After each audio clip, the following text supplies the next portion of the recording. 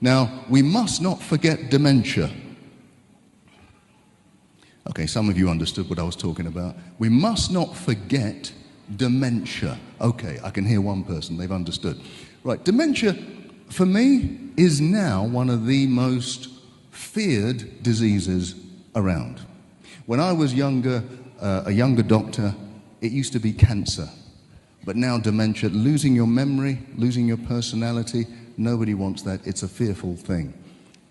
The good news is, and there is good news about dementia, it is a lifestyle disease. It is not random. Now, you may have seen studies to say, well, there's a genetic makeup. There is. There are genes for dementia. But there are people who have the gene for dementia who don't get dementia. There are people who don't have the gene for dementia who get dementia. The biggest factors are lifestyle factors. So, for example, you will know that if you have high blood pressure, that's a risk for dementia.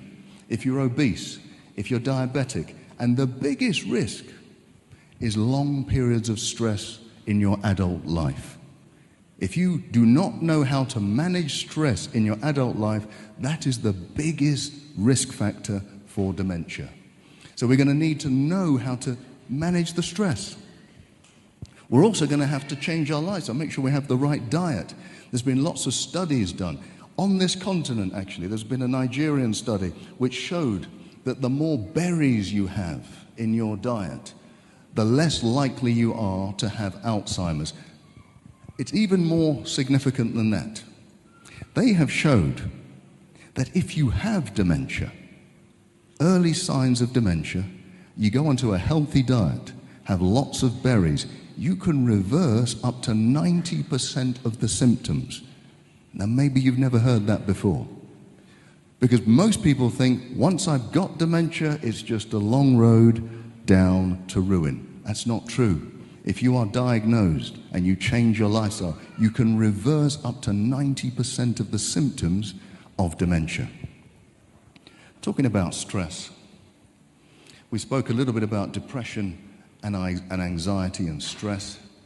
What little signs can I give you to help? Well, remember what we said. There are triggers for depression. There are triggers for stress. And the big ones are debt, divorce, disease, and death. Now, we can't avoid some of them, but when they come to us, the best thing to do is to not hide away and keep it to yourself. The best thing to do is to get help quickly. The quicker we get help, the quicker we understand that we're not alone, that other people are going through exactly the same thing, the quicker we can cure ourselves or head off depression. What else do we need to do? If you're depressed, you might find it difficult, but one of the ways to break that cycle of depression is to get into some physical activity, whether it's going for a walk, a run, a swim, whatever. Maybe you need somebody to encourage you to do it, but it will break that cycle of depression quicker than just about anything. The next thing you can do is do something, even if it's small, for somebody else. That sounds strange. You're depressed. Why am I going to do something for somebody else? Well, we have shown through scientific endeavor that by doing even a small thing for someone else, it takes your mind off of yourself. And that can break that cycle of that spiral of self-thought. So the more you can do for somebody else, even if you don't feel like it, think of it as if you're doing something for yourself when you're doing something for somebody else. Being kind to somebody else is actually being kind to yourself.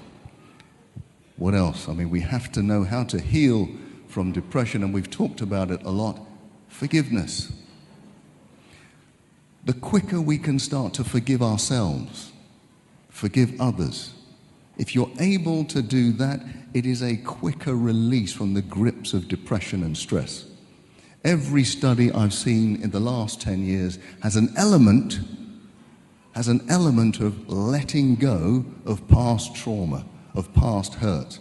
The quicker we're able to do that, the greater the chance we're going to be free from depression. And we want to be free from depression.